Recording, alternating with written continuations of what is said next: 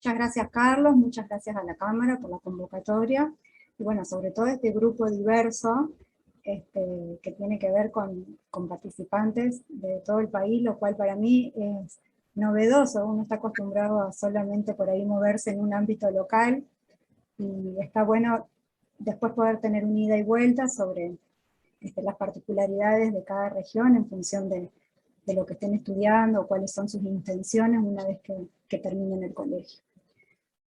Bueno, como comenté al principio, yo tuve la suerte de cuando empecé a estudiar, a los meses, un pariente muy cercano puso una constructora y me convocó para que lo acompañe en sus inicios. Así que bueno, tuve la posibilidad de empezar a tantear el terreno de la profesión desde lo laboral. Por supuesto que estudiar y trabajar siempre es un incordio, pero bueno, yo en ese momento lo vi como una oportunidad, así que me animé a decir que sí, y a empezar a transitar el camino de lo que iba a ser después mi ámbito laboral. Decidí estudiar arquitectura porque cuando empecé a preguntarme qué era lo que quería estudiar, siempre me llamaron la atención las grandes obras que siempre vemos en las revistas, en los programas de megas estructuras, y yo siempre decía, ¿cómo lo hacen? Porque una cosa es proyectarlo y estudiarlo, y otra cosa es llevarlo a la realidad. Históricamente existen en el mundo grandes construcciones donde antes ni planos se dibujaban, entonces bueno, siempre tuve desde chiquita esa incógnita de entender cómo se hacían esas megas construcciones, tanto en lo civil como en lo arquitectónico.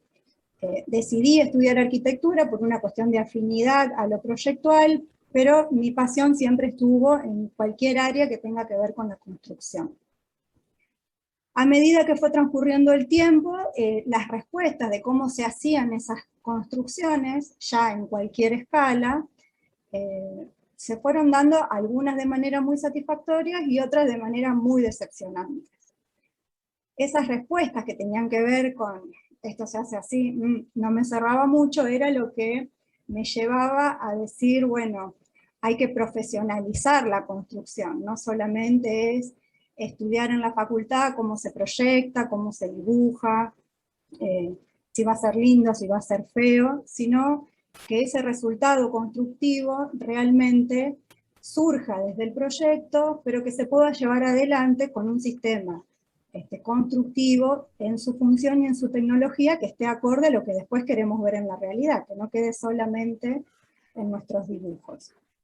Así que bueno, seguí trabajando en esta constructora, haciendo de todo un poco, y después tuve la posibilidad de trabajar en un estudio de arquitectura, que sí se dedicaban solamente a lo proyectual, y ahí aprendí todo lo que no quería hacer luego en mi ejercicio profesional. Cuando digo ejercicio profesional, estoy abordando, claro, mi profesión, que es la arquitectura, pero creo que en cualquier profesión que esté abocada a la construcción, tanto las ingenierías, como hoy hay muchas tecnicaturas, o aunque sea la terminación del colegio como maestro mayor de obras, que también tienen incumbencias muy similares a las de la arquitectura, es válido. Así que por ahí, si estoy muy reiterativa con la palabra arquitectura, estoy abordando mucho más que eso, claramente. Así que bueno, el mensaje más importante que me gustaría dar de esta charla es justamente eso, cómo lograr de nuestra profesión que no solamente quede en los papeles, sino que se construya realmente con las tecnologías adecuadas que el proyecto requiere para que cuando esté finalizado realmente cumpla su función.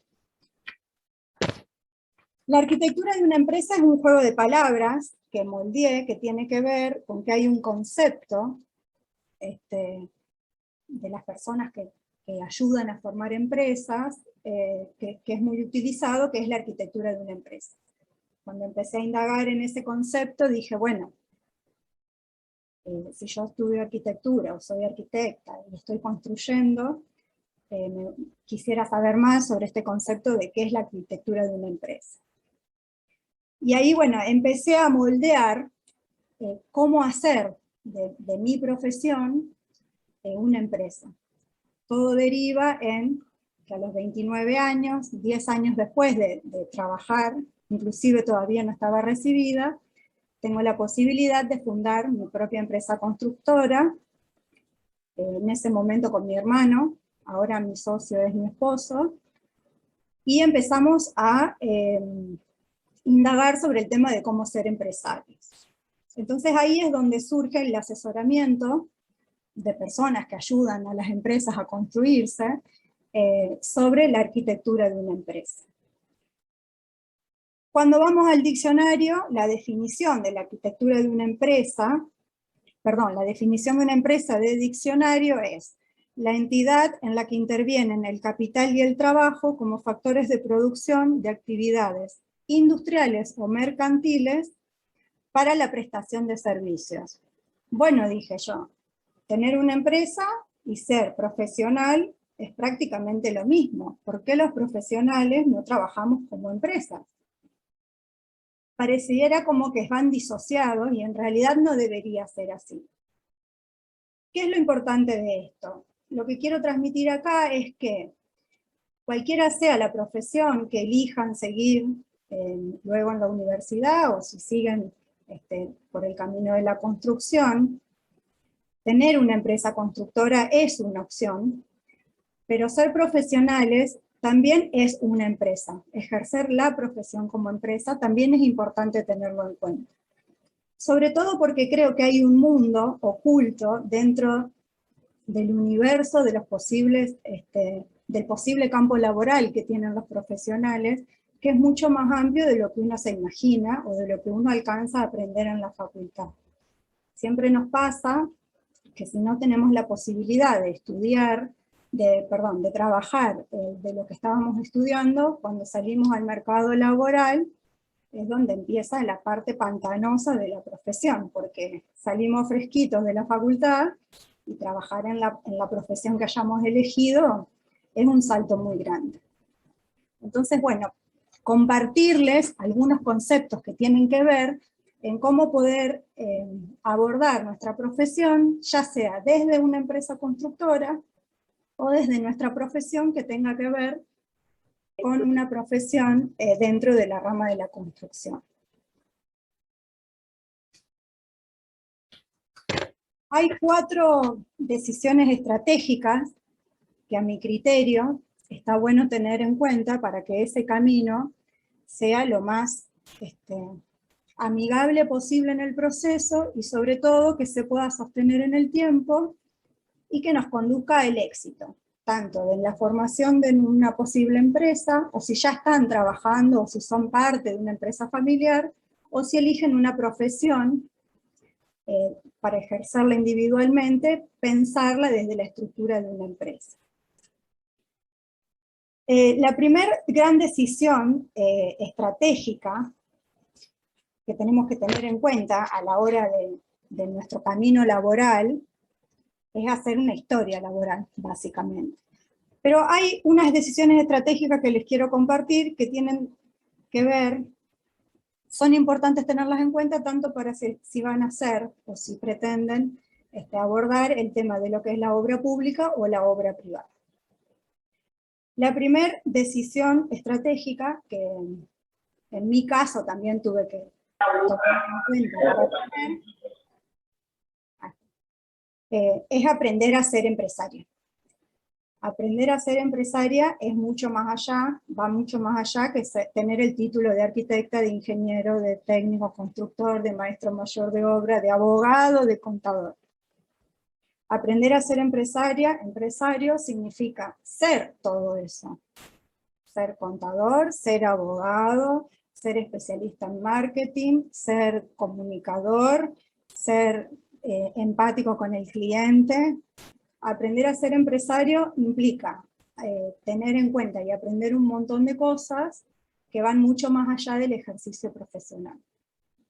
Entonces, como decisión estratégica, lo primero que tendríamos que tener en cuenta sería en nuestra escala de prioridades es esto, aprender a ser empresario. Aunque inclusive no elijamos tener o ser parte de una empresa constructora. En el caso de que decidan o que tengan la posibilidad de ser profesionales independientes y trabajar en el rubro de la construcción, también estaría bueno que desde nuestro estudio, desde nuestro trabajo personal, tengamos en cuenta y nos proyectemos como que el servicio que estamos prestando tiene que ver con la organización de una empresa. Sobre todo para profesionalizar. Es muy difícil cobrar solamente honorarios. En el imaginario colectivo los honorarios es como que se disuelven en el aire. Es como que el que paga honorarios no sabe qué está pagando. Son muy pocos los clientes que realmente valoran lo que implica pagar un honorario profesional solamente, porque es una contraprestación de servicios. La gente está acostumbrada a pagar por algo que ve, que tiene, y nosotros en el rubro de la construcción vendemos algo que no existe, que tenemos que construir, ya sea una reforma de una casa, un puente o un edificio. Entonces, es muy difícil realmente hacer valer esos honorarios para que nuestros clientes dimensionen el trabajo que hay atrás de todos esos honorarios, porque es algo que aún no existe, que no puede ver. Entonces plantearlos desde el profesionalismo que tiene que ver con una empresa, que es esto que decíamos anteriormente, lo voy a repasar, una estructura de esfuerzos y de recursos, organización y coordinación, un objetivo de producción, con un bien o con un servicio, para que sea rentable y que lo podamos sostener en el tiempo. Todo eso que también involucra el concepto de una empresa constructora, es válido para nuestro trabajo profesional de manera independiente. Están 100% ligados. Ejercer la profesión o tener una empresa constructora son una empresa, ambas. Bien. Otra decisión estratégica que estaría bueno tener en cuenta es definir la escala de esa empresa que queremos formar o de esa actividad profesional que queremos llevar a cabo. Cuando digo escala, tiene que ver con que al principio todos comenzamos con pequeñas obritas, o tenemos la posibilidad de trabajar en algún estudio o en alguna constructora, siempre empezando de abajo, como empezamos todos en nuestra historia laboral, y después vamos adquiriendo experiencia, algunos con afán de seguir progresando y otros deciden quedarse en una escala que les resulta amigable. Cuando digo definir la escala de la empresa o del trabajo que queremos llevar adelante, tiene que ver con que si queremos realmente tener un trabajo planificado y organizado, a modo de empresa, es importante saber que no podemos contar con la misma estructura para hacer una reforma de 60 metros cuadrados o un camino de 200 metros de largo que hacer un puente o hacer un edificio de 20 pisos. Logísticamente las estructuras de trabajo son distintas, entonces es imposible poder abordar en todo nuestro abanico de clientes, que aparte es muy difícil dejarlo siempre conforme, teniendo un mix de escalas de trabajo. Entonces, a mí un profesor en los inicios de la facultad me dijo, vos tenés que plantearte de lo que más te gusta hacer, ser la mejor. Si querés diseñar piecitas de bebé, dormitorios de bebé, hacelo, pero proponete ser la mejor. O sea que no es una cuestión de que la escala sea chica o grande, sino tener en claro cuál es la escala que queremos abordar de trabajo para justamente poder direccionar, focalizar y profesionalizar dentro de esa escala de trabajo lo mejor que podamos dar. Por eso creo que es una decisión estratégica a la hora de decidir cómo nos vamos a desarrollar en nuestro ámbito laboral. Una tercera decisión estratégica que también estaría bueno tener en cuenta es la selección de nuestros clientes. La selección de nuestros clientes está 100% ligada a la escala de empresa que nosotros elegimos tener. Dato mata relato, dice el refrán, pero para mí el cliente no siempre tiene la razón. Eso lo dejo para una panadería, para un negocio de ropa, para cualquier comercio. Pero en la profesión, sea cual sea la profesión, el cliente no siempre tiene la razón. Pero debemos atender sus necesidades y tratar de cumplir sus expectativas. Entonces, a veces, dentro de esa escala de trabajo y esa selección de clientes que estratégicamente estamos haciendo, debemos entender de que a veces un no a tiempo va a ser mucho más sano, más rentable y beneficioso que tratar de después de remar una situación que en una prestación de un servicio, como dije antes, de construir algo que no existe, resulta irremable. Y si encima no lo podemos lograr, nos va a costar dinero a nosotros o a nuestro cliente. Y ahí sí tenemos un verdadero problema. Entonces, tener en cuenta que esta selección de clientes tiene que ver con decir que no y con tratar de siempre estar cumpliendo las expectativas de ese cliente.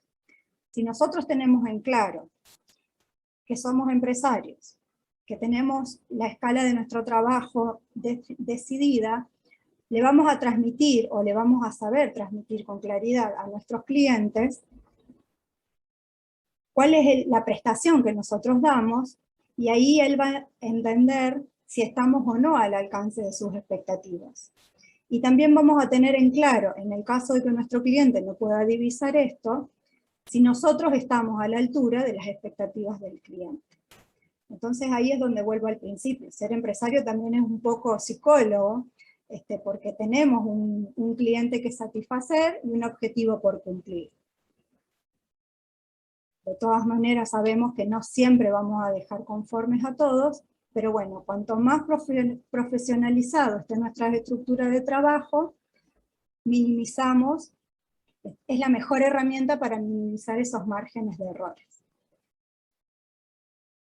Después hay otra decisión estratégica que es muy importante tenerla en cuenta, que esto también es una definición de diccionario, donde la prestación de un servicio se da por ventajas competitivas, donde conceptualmente las ventajas competitivas de un servicio se dan por precio o por diferenciación. Traduciendo esto, sería por calidad o por volumen. ¿Qué quiere decir esto? Nosotros podemos decir, bueno, yo quiero tener una empresa constructora que haga los mejores edificios. Yo quiero ser ingeniero civil y hacer un montón de veredas de plazas. Sea lo que sea que estemos eligiendo hacer, siempre vamos a tener la calidad del servicio, que sea la mejor en lo que hacemos, o tener cantidad, volumen de obra. No estoy haciendo un juicio de valor si la prestación del servicio por calidad o por volumen es mejor o peor que la otra. Lo que digo es que no son compatibles. O hacemos mucho, o hacemos poco o menos y mejor. Entonces, determinar si queremos prestar un servicio o tener una empresa que tenga que ver con la calidad o con el volumen, también es una decisión estratégica que nos conviene tener en claro a la hora de asumir nuestro rol de trabajo tanto profesional o empresarial. Y la última, que me parece la clave de todas, es la de elegir y cuidar a nuestro equipo de trabajo. Cuando digo elegir el equipo de trabajo, tiene que ver tanto en un equipo de trabajo interno, de oficina, de mucha gente en un mismo lugar, o en el caso de que ejerzamos una profesión que esté ligada a la construcción de manera individual, tener en cuenta que nunca estamos solos del todo. Siempre hay alguien que nos plotea los planos, siempre hay alguien a quien hacerle consultas en algún municipio, siempre hay alguien que nos va a ayudar de alguna manera, dentro o fuera de nuestra oficina o de nuestro estudio o de nuestro ámbito de trabajo, que hacen equipo. Porque hay una realidad, solos es imposible ejercer dentro del ámbito de la construcción un resultado concreto, por más chiquita que sea la escala de lo que estemos haciendo, solo porque son muchos los ítems que debemos abordar. No es solamente la ejecución del proyecto, hay que pensar en una estructura, hay que pensar en instalaciones, hay que pensar en materiales, hay que hacer cotizaciones. Entonces nunca estamos trabajando de manera solitaria.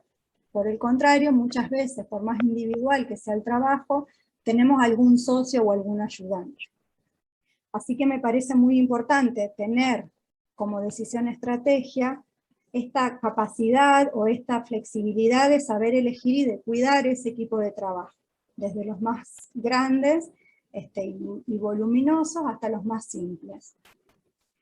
Estas 1, 2, 3, 4, 5 decisiones estratégicas que les acabo de mencionar son las que a mí me funcionaron, pero que las descubrí cuando ya era un poquito tarde, porque en realidad no es que me las enseñaron, sino que fueron errores que fui cometiendo en el transcurso del avanzar de mi empresa constructora, y fui como filtrando esas cositas donde aprendí desde mis errores y desde mis aciertos para ir potenciándolo. Así que están demostrados que son a prueba de error y que funcionan cuando uno lo puede planificar desde un principio para poder, dentro de nuestro ambiente laboral, tener los mejores resultados posibles. El margen de error siempre está en la construcción, eso también lo tenemos que saber. Las losas se caen, por las ventanas entran agua, por los techos se filtra, si no hacemos bien una compactación de suelo se hunde, las grietas en los hormigones existen. Tenemos que entender que la construcción, sobre todo en nuestro país, donde la tecnología de avanzada todavía no llegó, que es lo que podría achicar ese margen de error, al ser una construcción tradicional, todavía, en su gran volumen, el margen de error sigue siendo el humano, y los humanos somos nosotros. O sea que tenemos que entender que siempre debemos permitirnos ese margen de error, pero tomar conciencia mediante distintas pautas y estrategias de poder minimizar, sobre todo en la obra. Llegar a la obra y que ese margen de error, bueno, sea parte de la rutina de la obra, pero que no sea conceptual desde el inicio del proyecto. Por eso es que a mí me interesa este juego de palabras de la arquitectura de una empresa, porque me parece que cuando uno no elige el ejercicio de la profesión desde el lado empresarial, ese margen de error, porque va surgiendo espontáneamente a medida que vamos aplicando los conocimientos que aprendemos en la facultad o en la escuela, se va dando en el transcurso de nuestra experiencia laboral. Entonces, si conceptualmente de esta charla, aunque sea les queda esta idea de decir, bueno, voy a ser un profesional independiente, o voy a trabajar en una constructora, o voy a tener mi propia constructora, tomar estas experiencias de las cosas que sabemos que pueden llegar a aumentar nuestro margen de error, y desde la base, conceptualmente, hacer estas movidas estratégicas que realmente nos pueden garantizar, sobre todo, sostener nuestro trabajo en el tiempo con un éxito rentable, porque esa es otra cosa. Por más profesionales que seamos, todos trabajamos para ganar dinero, entonces nuestro trabajo tiene que ser rentable. De una manera u otra tiene que ser rentable. Entonces, la anécdota de todo esto es que hoy mi empresa constructora es una constructora, es una empresa que construye arquitectura. ¿Por qué? Porque nunca pude disasociar mi profesión como arquitecta de la empresa de arquitectura. Porque bueno, esta experiencia de empezar a trabajar a la par de que fui estudiando me fue moldeando mucho más como empresaria que como arquitecta dentro de lo proyectual. Entonces, el tiempo que invertí trabajando, que lo perdí en la facultad, porque por supuesto estuve muchos más años de lo deseado en la facultad, fue una inversión que hoy tiene que ver con, a los 43 años, tener mi propia empresa constructora, con una escala elegida, con clientes que elijo y que sostengo en el tiempo, clientes que vuelven a la constructora a solicitar nuestros servicios. Hago obra pública, obra privada, porque me gusta construir, y creo que en la obra pública tenemos la posibilidad de construir esas arquitecturas que dentro de la obra privada no tenemos la posibilidad, como son los ámbitos de salud, los ámbitos de justicia, los ámbitos de educación. Entonces me voy dando esos pequeños gustos de poder elegir hoy qué construir y qué no. Pero bueno, fue un trabajo muy difícil. Y para cerrar, lo más difícil de ese trabajo fueron dos condicionantes. El hecho de ser mujer y el hecho de ser joven. Como todos saben, el ambiente en la construcción es un ambiente muy masculinizado, si bien hoy ya se están derribando esos mitos, las mujeres estamos ocupando más lugares dentro de los ámbitos masculinizados, pero bueno, hace 16, 17, 18 años no era tan común ver una mujer en la obra, y menos que le esté dando órdenes a algún capataz o a algún albañil. Así que bueno, tuve ahí mis vericuetos y que poner un poquito de personalidad como para poder seguir adelante. Pero más allá de eso, del tema del género, me costó mucho más haber sido joven. ¿Por qué? Porque yo tenía 29 años cuando tuve la constructora, o era mucho menor cuando ya me movía en ámbitos que tenían que ver con estudios de arquitectura o de la constructora por los trabajos que estaba haciendo. Y era muy desafiante para mi cliente, que me doblaba en edad o más en ese momento, que yo lo esté exponiendo a que yo le esté demostrando un conocimiento que el cliente no tenía. Entonces, una persona de 25, 26, 27 años vendiéndole un servicio o comentándole cuáles son los beneficios de la construcción a una persona de 50 o 60. O sea, no transmitía la confianza que esa persona tenía. Recién hoy, mis colegas son mis contemporáneos. Antes mis colegas eran estudiantes y estaban en la facultad estudiando y yo ya estaba trabajando. Entonces, realmente esto de tener la posibilidad de empezar a trabajar de joven, en su momento tuve que dar muchas más explicaciones y demostrar muchas más cosas, que si tuviese otra madurez de cuando todos nos insertamos en el mercado laboral, normalmente una vez obtenidos el título.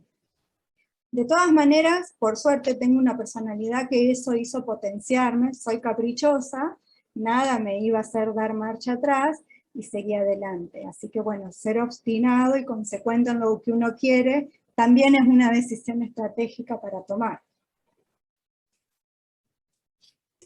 Así que, bueno, básicamente la arquitectura de una empresa, como para cerrar la charla, por si tienen alguna pregunta, es esto, es este juego de palabras que tiene que ver con hacer de la arquitectura o de la ingeniería o de lo que elijamos dentro del camino de la construcción, más allá de la empresa o no, un trabajo que tenga que ver con lo empresario, que tenga que ver con lo rentable, y que tenga que ver con lo profesional. Virginia, acá hay dos preguntas. Dale. Una que hace Luciano, que dice, ¿qué es recomendable iniciar a trabajar para tener experiencia? En realidad comienza con ¿cómo es recomendable iniciar a trabajar para tener experiencia? La pregunta es, ¿cómo es o si es recomendable? No entendí. ¿Cómo recomendás iniciar a trabajar para... a ver, y si Luciano, ¿estás por ahí? Ahí te vemos, me parece. Ahí Sí, estás. acá. Hacé la voz a la pregunta directamente. Sí, ¿cómo me recomendás iniciar a trabajar para tener experiencia? ¿Qué trabajito así? No sé, arrancar haciendo relevamientos, ampliaciones, obras nuevas. Mira, te voy a contar una historia. Cuando empecé a trabajar en la constructora había que hacer un expediente municipal de unos dúplex que en ese momento tenían que hacer como inversión. Era el auge de los dúplex en esa época. Y bueno, yo me ofrecí a hacer el expediente, dibujé el plano, fui al colegio de arquitectos, averigüé cómo era el trámite para hacer las liquidaciones, averigüé en la municipalidad cómo era el trámite, y aprendí a hacer el expediente. No va que a los 3, 4 meses se hizo toda una cadena. En esa época no eran exigibles tanto, por lo menos yo soy de Santa Fe, una ciudad ni chica ni grande, pero que no tiene una escala soberbia. Y no era tan exigible tener el permiso de obra. Está mal lo que digo, pero bueno, en esa época no era exigible. Entonces muchos arquitectos estaban atrasadísimos en ese tema de expedientes municipales. Bueno, a los 3 o 4 meses hice toda una cadena, tenía como 30 arquitectos que querían hacer expediente, así que hasta tuve esa empresita paralela de expedientes municipales, que es lo primero que uno hace. ¿Vos qué querés, qué vas a estudiar, una carrera universitaria? Sí, arquitectura. Bien. Bueno, los primeros pasos podrían ser esto, de indagar en lo que son los permisos municipales, ofrecerte como dibujante en algún estudio, ofrecerte como pasante en alguna empresa constructora, y si no, pasar por las obras y tratar de hacer obra, pero sí creo que es un tiempo invertido. Te va a costar un poco más la facultad, pero desde mi experiencia lo veo muy positivo.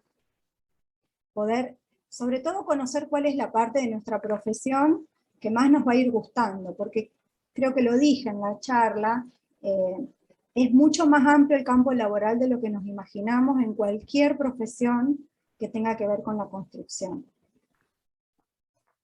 Gracias. Si tenés la posibilidad, animate.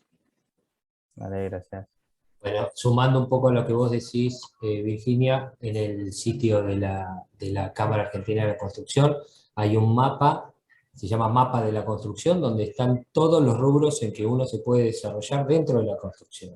Y como decís vos, Virginia, son infinitos, muchísimos. Uno se puede estar especializando en rubros muy chicos, pero bien segmentados, bien haciendo nicho, no sé cómo se llama bien, pero sí, uno puede encontrar distintos puestos de trabajo dentro de la construcción que uno no se los imagina, ¿no? Está bueno verlos para imaginárselos. Sí, tengo una compañera, perdón, me tomo Sí, dos segundos. sí. Una compañera mía de facultad que hacíamos todo juntas, todo. Ella se recibió con uno de los mejores promedios, yo me recibí como a los 7 años después, un desastre, pero yo ya estaba trabajando. Se recibió y le hizo una reforma al hermano. Chao, dijo, yo no quiero saber más nada con esto. La pasó tan mal y hoy es curadora de obras de arte. La carrera de arquitectura homologa casi la mitad de la carrera que tiene que ver con las artes plásticas, las artes audiovisuales, y hoy es curadora de artes en los museos. Así que imagínense si no hay posibilidades en todas, más allá de la construcción, dentro de la profesión, son infinitas, ni nos imaginamos. Perfecto. Hay otra pregunta que hace Antonella. ¿Recomienda realizar un posgrado de gerenciamiento de empresas constructoras inmediatamente luego de recibirse? ¿O es mejor tomar experiencia en obra primero? A mí me parece que todos los posgrados son buenos, pero creo mucho más en la experiencia previa. Sobre todo porque ya vamos a estar transcurriendo una carrera que tiene que ver primero con la carrera principal, previa al posgrado, pero me parece que estaría bueno primero darse la oportunidad de tener una experiencia, porque a veces nos sorprendemos, quizás tenemos la idea de que nos encanta dibujar y proyectar y no nos encontramos con que vamos a estar encerrados adelante de una computadora de por vida, porque básicamente es eso. Hay gente que sí, que se adapta a eso, hay gente que prefiere estar en la calle en las obras. Entonces me parece que es un plus que nosotros mismos nos damos, el hecho de poder curiosear un poco de qué se trata la experiencia laboral. Así que me parece que antes de pensar en algún posgrado, que está muy bueno, porque todo suma, los conocimientos suman y mucho, habría que mezclar ahí un poquito de experiencia, posgrado, me parece que estaría bueno tener esa mezcla de dinámicas. No sé si respondo a tu pregunta. Sí, Virginia, gracias. Bueno, hay otra pregunta. No sé, ya que estamos usando el audio, le daría paso a Santiago. Santiago, no sé si estás por ahí. Hola, hola. ¿Se escucha? Sí, sí, perfecto. Dale. Bueno, no, mi pregunta era, a ver, que ¿Cuál viste que era? vos habías dicho de que en caso de ser joven, o sea, uno cuando va a la obra, digamos, o hace un proyecto, el contratista no tiene tanta confianza en vos, digamos. ¿Cómo uno genera esa confianza? ¿Qué herramientas usás o qué haces para generar esa confianza? Mira, para mí hay una herramienta que es muy importante y me animo a decirla, aplicarla en la vida, que es la apertura al conocimiento. Nosotros no nacimos sabiendo, y es peor si llegamos a un lugar pensando que lo sabemos todo. Esa seguridad que te va a dar el conocimiento es la que vos vas a transmitir en cualquier ámbito que te muevas.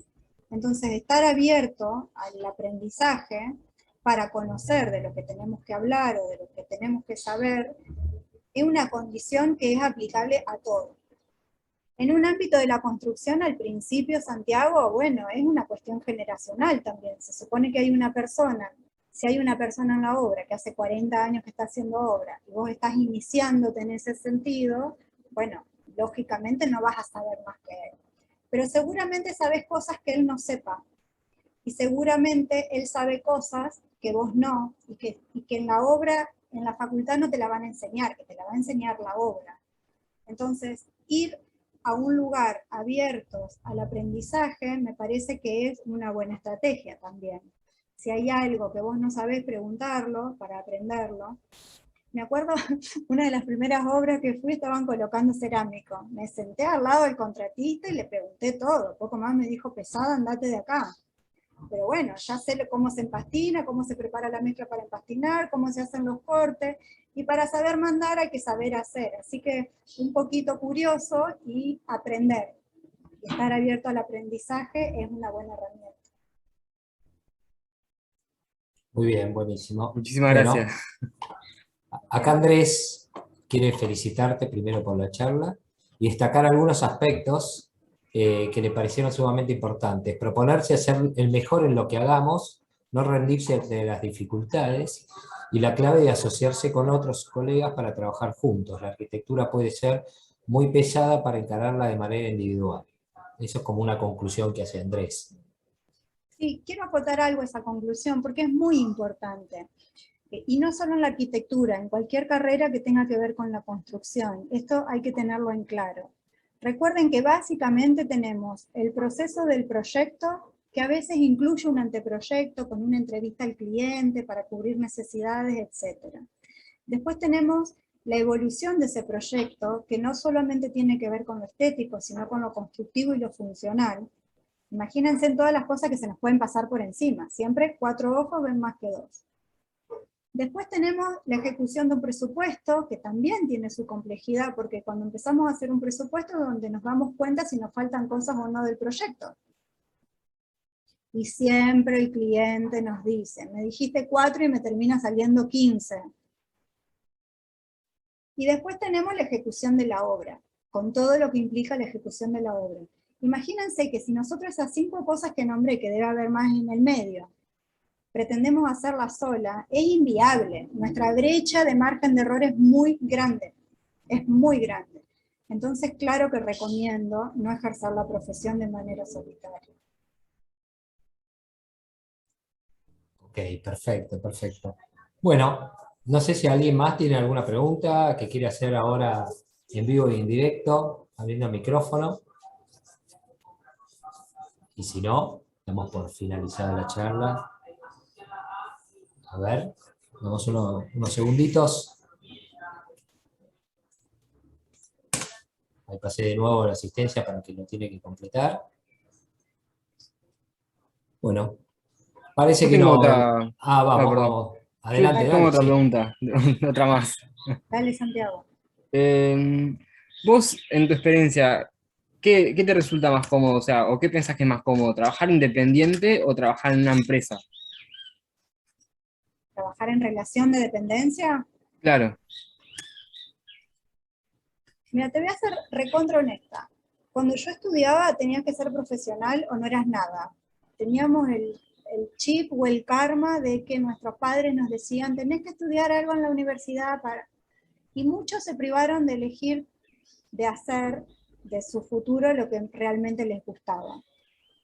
Yo creo que hay gente para todo, Santiago. Hay gente que se siente mucho más cómodo en una relación de dependencia y también puede potenciar todos sus saberes ahí y es muy bien valorado y remunerado si lo sabe hacer. Y creo que también es importante darse la oportunidad de ser independientes con todos los riesgos que eso también implica. A veces uno está cómodo teniendo un salario, un jornal fijo, y ser independiente, bueno, es mucho más desventajoso en ese sentido, porque cada minuto de nuestra vida sale plata. Entonces, asumir ese riesgo también es una responsabilidad. Por eso, les voy a reforzar la idea de que si eligen trabajar de manera independiente, dentro de lo que es un estudio, sin la necesidad de abordar una empresa constructora con lo que eso implica, que lo hagan pensando en que así todos son una empresa organizada, para justamente poder sostenerse en el tiempo y hacer de eso un camino rentable. A veces trabajar de lo que nos gusta, como nos gusta tanto, nos hace ganar poca plata. Entonces hay que aprender también, claro, a mí me pasó muchos años, tengo un disco rígido externo entero de proyectos que no fueron a ningún lado, y gratis. Entonces, bueno, pero bueno, me gustaba hacerlo, entonces consideraba que eso no tenía ningún valor. Ese es uno de los errores que más me culpo de haber procesado, porque mi tiempo, nuestros tiempos, no se los tenemos que regalar a nadie. Pasamos mucho tiempo en la facultad como para regalárselos a alguien, o en la escuela. Así que te recomendaría que pruebes las dos cosas si tenés la posibilidad, y que elijas lo que más te gusta, donde más te sientas cómodo. Y a raíz de eso, ¿qué es más fácil? ¿Ser independiente? O sea, ¿en cuál tenés más oportunidad laboral? ¿Siendo independiente o siendo o sea, siendo contratado así? Para O mí, sea, sí.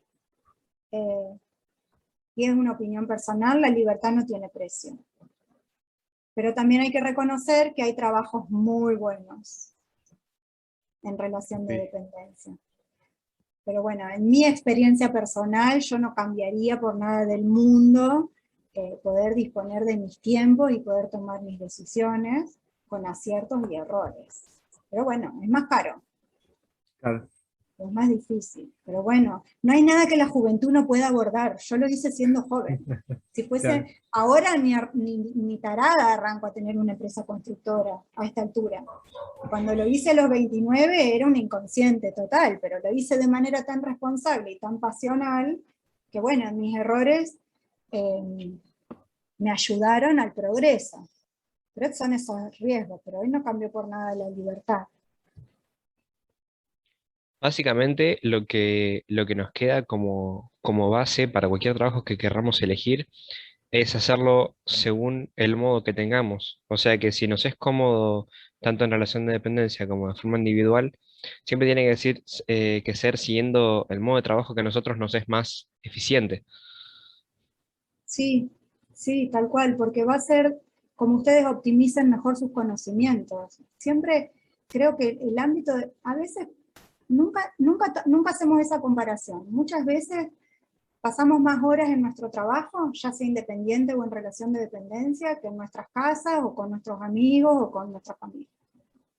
Entonces ese ámbito laboral nos tiene que sentar bien, de una manera u otra, pero nos tiene que sentar bien. Nadie puede ser feliz trabajando en un trabajo infeliz.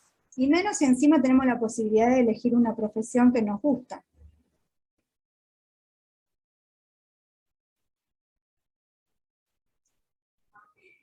Perfecto. ¿Cómo, A ver. cómo dice usted que es la mejor forma de, no sé si de equivocarse rápido o de descubrir cuál es el método de trabajo que más nos sirve a nosotros para progresar? ¿Cómo es la mejor manera de darnos cuenta? ¿Esa es la pregunta? Sí. Ujú. Siempre es tarde cuando te diste cuenta. Básicamente sería equivocarse rápido. Mira, mi papá decía que el que hace se equivoca. O sea que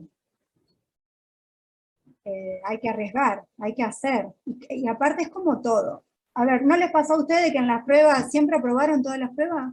¿O tuvieron que hacer varias pruebas de nuevo, o recursar, o ir a rendir en marzo? Bueno, yo me acuerdo en mi época de secundaria que si no aprobaba la materia en el año, la tenías que rendir en diciembre, después la tenías que rendir de nuevo en marzo. Bueno, me pasó con historia. Pregúntenme lo que quieran de historia, que fue lo que más aprendí, porque bueno, me equivoqué tantas veces y la estudié tantas veces, que fue lo que más me quedó. Entonces, de los errores me parece que es de donde más se marcan nuestros conocimientos. No hay que tenerle miedo a equivocarse, pero hay que hacerse cargo. Claro, claro. O sea que perdiendo lo menos posible, tratar de hacer constantemente aunque nos equivoquemos. Sí, arriesgar, diría yo. Animarse, animarse. Siempre de manera responsable. Siempre de manera responsable. Bueno, genial. Bueno, muy buenas preguntas, ¿eh? Sí. Así que no sé si hay alguna más, alguna dudita más que tengan ustedes. Si no, finalizamos aquí, agradeciendo a Virginia, agradeciendo a Fabio, que ahí lo veo, de la delegación Santa Fe, que saluda, también a José, siempre acompañándonos con estas charlas o cualquier otra jornada y disertaciones que hacemos. Así que, bueno, Virginia, nada, de verdad agradecerte muchísimo.